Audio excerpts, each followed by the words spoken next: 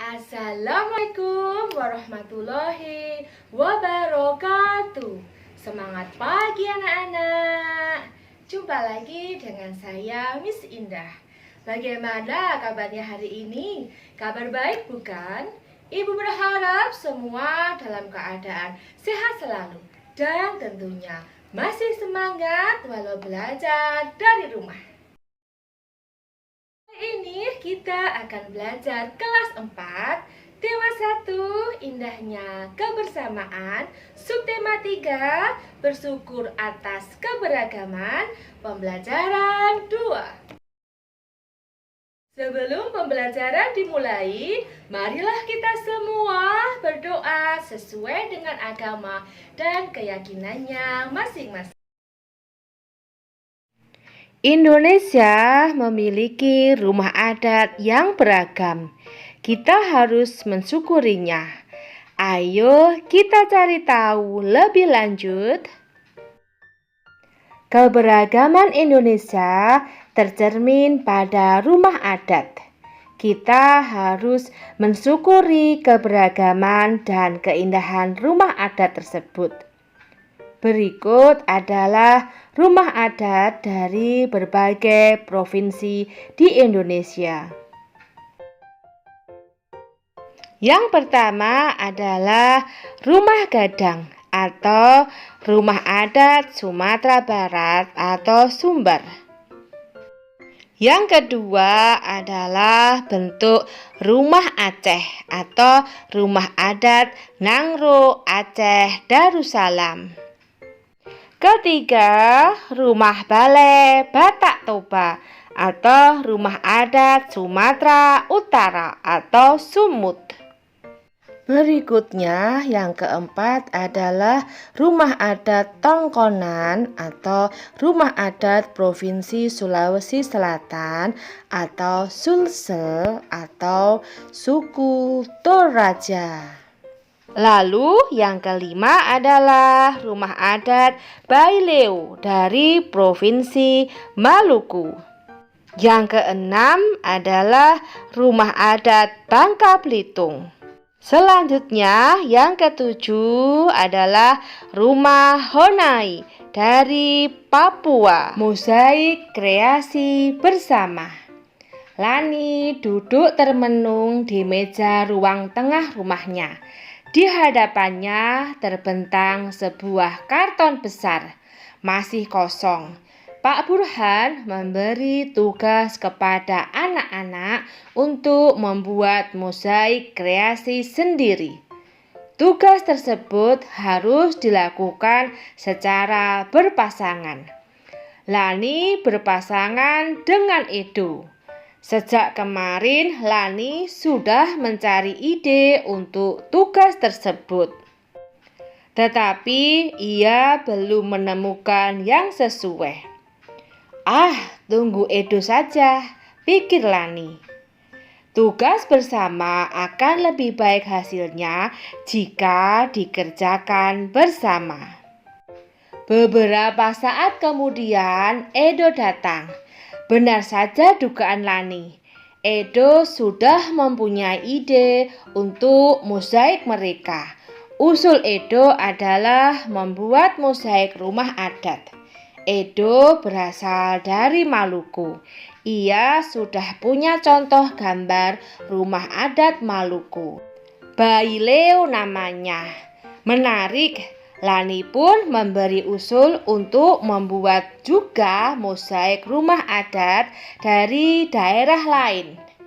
Rumah Gadang dari Padang, rumah Kebaya dari Betawi, rumah Aceh, rumah Joglo dari Jawa, atau rumah Limas dari Sumatera Selatan. Rumah adat daerah-daerah di Indonesia memang beragam dan unik. Mozaik rumah adat akan menjadi kreasi yang menarik. Selain itu, ketika nanti teman-teman mencoba merangkai mozaik, mereka akan belajar juga tentang keragaman rumah adat Indonesia. Pak Burhan memang sengaja memberikan tugas membuat mozaik secara berpasangan.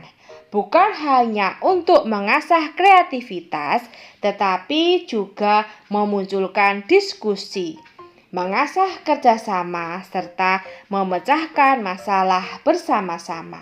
Sama seperti mozaik, ketika keping-kepingnya digabungkan menjelma menjadi gambar yang indah. Mari kita jawab soal berikut bersama-sama. Soal yang pertama, apa ide yang dimiliki Lani? Awalnya Lani belum mempunyai ide. Nomor 2, apa ide yang dimiliki oleh Edo? Edo mempunyai ide yaitu membuat mozaik rumah adat Indonesia. Nomor 3, bagaimana mereka menyikapi ide-ide berbeda? Mereka menyikapinya dengan cara bermusyawarah atau berdiskusi. Berikutnya soal nomor 4. Apakah ide mereka yang berbeda memberikan manfaat? Jelaskan.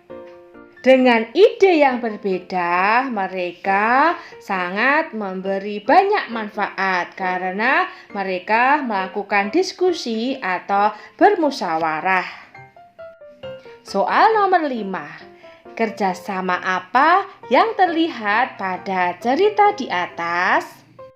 Pada cerita di atas, kerjasama yang terlihat adalah menemukan ide bagaimana membuat mozaik sebuah gambar atau sebuah rumah yang baik dengan menggunakan ide-ide yang cemerlang, yaitu membuat mozaik.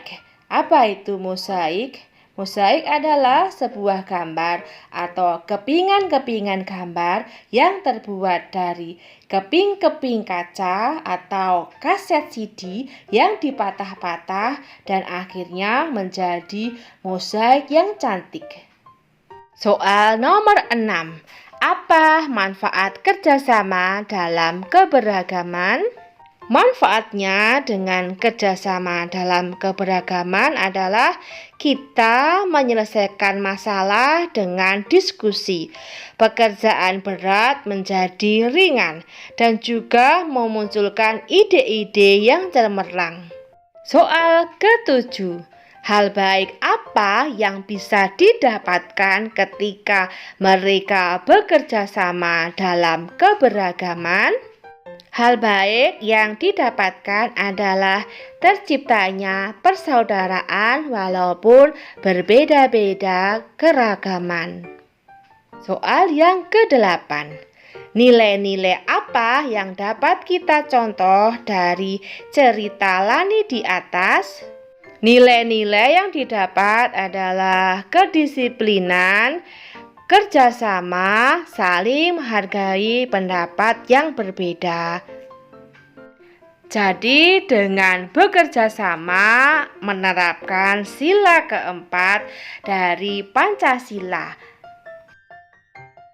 Bagaimana dengan anak-anak? Pernahkah anak-anak bekerja sama dalam perbedaan? Nah, sekarang coba ceritakan pengalamanmu. 1. Jenis kerjasama. 2. Perbedaan yang ada. 3. Manfaat dari kerjasama dalam perbedaan. 4. Nilai-nilai baik yang bisa kamu ambil. Itu tugas kamu ya, kamu kerjakan di bukumu. Berlatihlah kembali tari Bungong Jempa dengan formasi berdiri dan duduk. Jangan lupa gunakan iringan musik. Kamu akan tampil di depan kelas pada pertemuan ke-6. Pastikan bahwa kamu dan teman-teman kelompokmu hafal gerakannya. Anak-anak bisa berlatih tari Bungong Jempa supaya bisa tampil bagus di pentas di depan teman-temanmu. Untuk mengingat kembali, ayo kita berlatih formasi tari Bungung Jempa. Untuk mengingat kembali, marilah kita belajar formasi tari Bungung Jempa, yaitu formasi berdiri. Yang pertama adalah formasi horizontal. Yang kedua, formasi huruf V, membentuk huruf V. Yang ketiga, formasi huruf O, membuat seperti huruf O. Yang terakhir yaitu formasi zigzag. Supaya tarian anak-anak tampil menarik, tidak monoton, dan tidak membosankan, anak-anak harus membuat formasi supaya ditonton lebih enak. Pasti bisa ya belajar nari sambil membuat formasi. Demikianlah pembelajaran kali ini, semoga bermanfaat. Jangan lupa like, comment, and subscribe-nya ya. Bye-bye, see you tomorrow. Wassalamualaikum warahmatullahi wabarakatuh. I'm an icon, man. I'm a girl about a 10. I should fuck her in a Benz.